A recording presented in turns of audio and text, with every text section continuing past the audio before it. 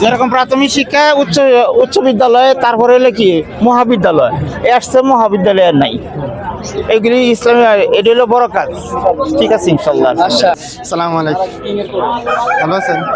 Islamic কিছু quiz প্রশ্ন ধরলে আপনি যদি সেটা যদি উত্তর দেন তাহলে আমরা আপনাকে একটা পুরস্কার দিব। আপনি কি ইচ্ছুক আছেন? আচ্ছা, তাহলে আমরা যেহেতু পাখির বাজারে যেহেতু আপনি তো অনেকগুলো কবুতর নিয়ে আসছেন, খুব সুন্দর কবুতর।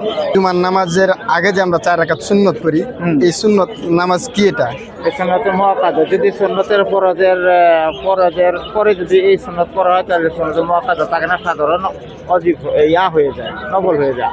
আর যদি এই সুন্নত ফরজের আগে যদি এই সুন্নত পড়া যায় তাহলে সুন্নতে মুআক্কাদা। ঠিক আছে, শুকরান ইনশাল্লাহ।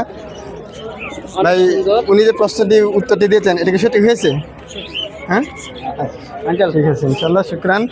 আমরা আপনাকে আপনার উত্তরটি সঠিক হওয়ার কারণে আমরা আপনাকে একটা তাসবিহ উপহার দিচ্ছি পক্ষ ভোরের থেকে। পাখি 7 আর 6 ইউটিউব চ্যানেলের পক্ষ থেকে ভোরের পাখি 7 আপনাকে